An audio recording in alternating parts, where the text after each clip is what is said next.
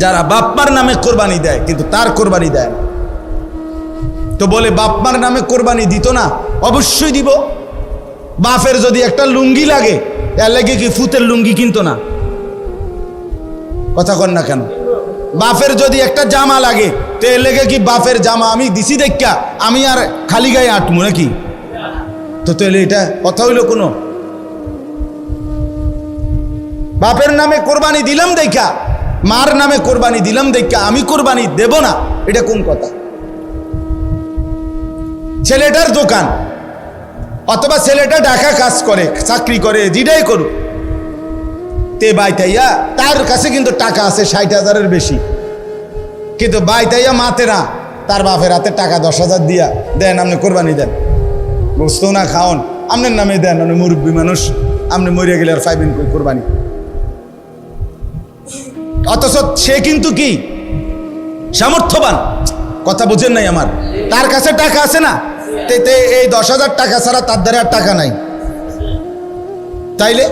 তাহলে এই ছেলের উপরে তো কোরবানি ওয়াজিব। অথচ সে তার বাবার নামে কোরবানি দিল, বাবার সাথে শরীক দিয়া টাকা জমা দিয়া 10,000 টাকা বাপারে বুঝাই দিয়া শেষ। সে মনে মনে ভাবতেছে আমি তো কোরবানি দিছি, এই যে আব্বারে দিছি 10,000, তুই বেটা আব্বারে না 10,000 দিস, কোরবানি দিস কই? কোরবানি উপলক্ষে না 10,000 টাকা বাপেরে দিছ, তো তুমি তো সারা বছরই টাকা দাও, তো এখনো দিছো, এটা অসুবিধা কি? বাপমার খেদমত তুমি করবা না? বাপমারে তুমি দিবা না? বলেন কি পরিমাণ ছেলে যাদের কাছে টাকা আছে অথচ তারা কোরবানি দেয় না।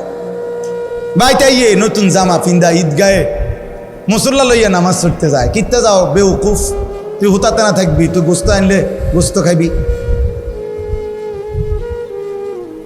আরে বেটা তোরে বেটা ঈদগাহ যাইতে কইছে কে বেটা? এত সকাল ঘুমে তুরছু কিত্তা তুমি? গোস্ত রান্ধা হইলে না উঠবা, তোমার তো উড়াইবেই তোমার আম্মা।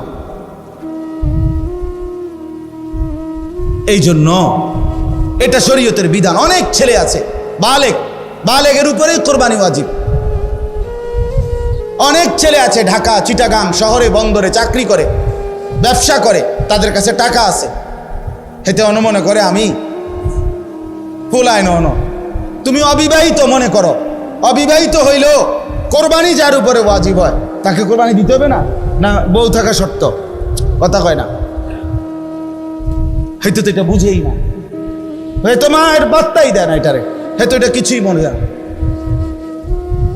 তাহলে এখানে বিবাহিত অবিবাহিত না, তো বালেগ হলেই শরীয়ত সম্মত টাকা, শরীয়ত নির্ধারিত যার কাছে আছে তাকে কোরবানি দিতে হবে। তাহলে অসংখ্য মহিলাদের উপরে কোরবানি ওয়াজিব হয়, অসংখ্য ছেলের উপরে।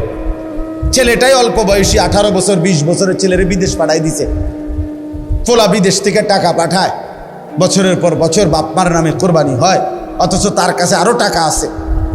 তাহলে ওই টাকাগুলোর কারণে তো তার উপরে কোরবানি ওয়াজিব। এই জন্য দয়া করে বাপ, আরো অনেক মাসালা আছে, আমি শুধু বুঝায় বলব। ও 2 ভাই চাকরি করে অথবা 2 ভাই ব্যবসা করে, দোনো ভাইয়ের আলাদা 2টা দোয়ান, কিন্তু সংসারে একসাথে এমন আছে না? মানে ভিন্ন হয়েছে না আর কি, দোনো ভাই বাপ মাও আছে ঘরে, তো বাপ মার লগে একসাথে খায়। তো কাজে যেহেতু তারা এখনো সংসার ভিন্ন হয় নাই, যাদের ঘরে বউ লইয়া যার যে আলাদা থাকে যদিও, কিন্তু রান্দাবাড়ি এক লগে একসাথে খায় দেয়। তো দোনো ভাইয়েই কামাই রোজগারি করে, দোনো ভাইয়েরই কি আছে, ইনকাম আছে। দোনো ভাই মিল্লাট, এবারটা 15,000 এবারটা 15,000 মিলাইয়া 30,000 টাকা আব্বার হাতে দিয়েছে, কোরবানি দেন আমি।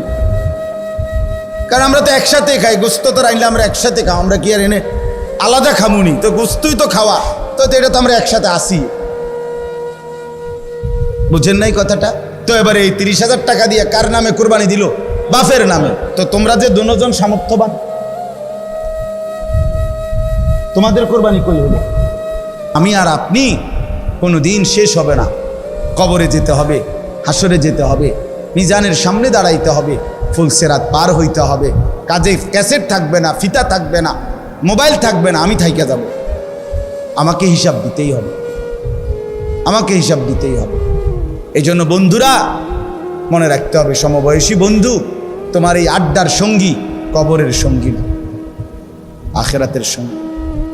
যে কিছুক্ষণ টাকা পয়সা মোবাইল অথবা শরীরের ফুর্তি করার সামর্থ্য আছে ওটুকুরই সঙ্গী, ফুরায় গেলে আর নাই। কোরবানির কথাটা এবার বলি একটু, এরপরে তরজমা বলুন। কোরবানির বিষয়ে দেখেন, শুধু একটা উদাহরণ শুনেন। কোন মুসলমান কোরবানির 3 দিন অর্থাৎ 10ই জিলহজ কোরবানি হয়, যেদিন আমরা কোরবানি করি এটারই কয় 10ই জিলহজ। তো কোরবানির দিন এবং তার পরের 2 দিন, মোবাইলটা সাউন্ড করে দেন তো, সাউন্ড করে দেন।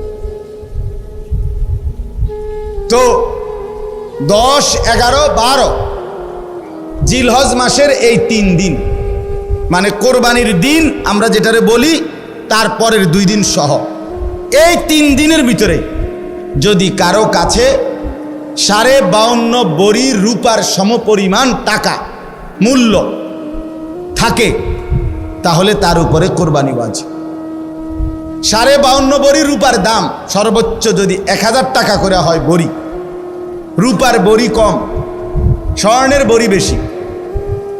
রূপার বড়ি 1000, 1200, 1300, কখনো কখনো 2700 টাকাও হয়।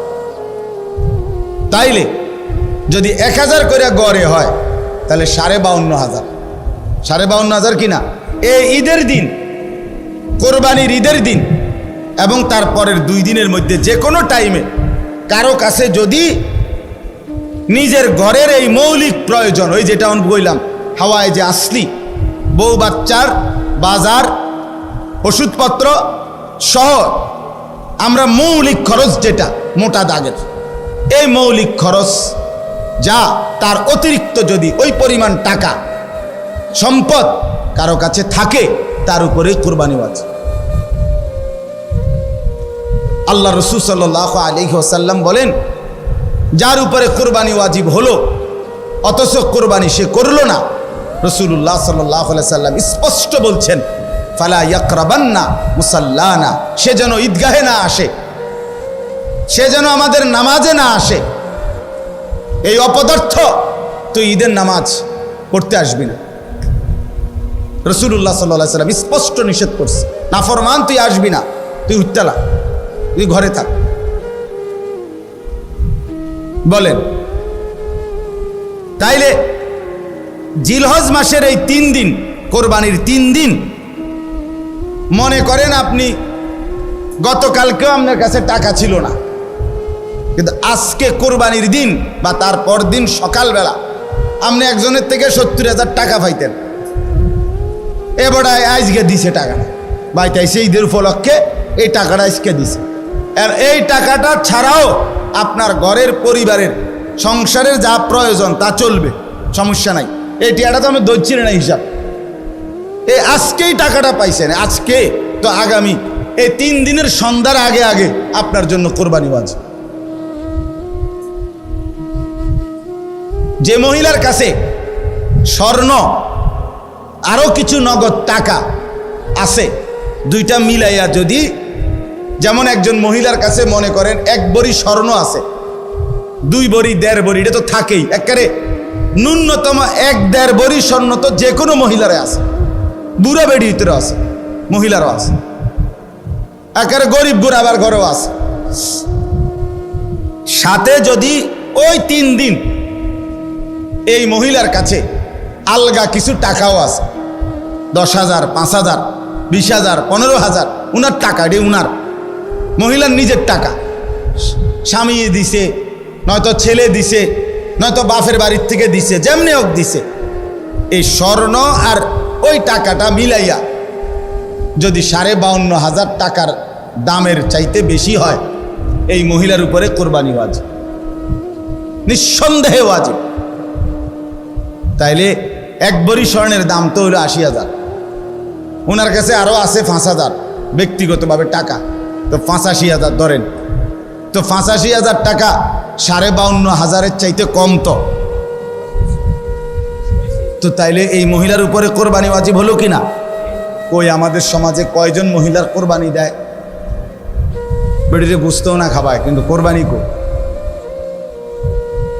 রুটি গুস্ত না খায় উনি, কিন্তু কোরবানি হয়েও করল না। রাসূলুল্লাহ সাল্লাল্লাহু আলাইহি ওয়াসাল্লাম বলেন, যে ব্যক্তি সামর্থ্য থাকার পরেও কোরবানি করলো না, সে যেন আমাদের নামাজে না আসে। কি পরিমাণ ধমক দিছে! তাহলে আমি এই দুইটা মাসালা আপনাকে বুঝাই, কোরবানির বিষয়েও বোঝা দরকার। আপনি মনে করেন ছেলেটা বিদেশ, অধিকাংশ মানুষের ছেলে বিদেশ আছে, তাহলে সে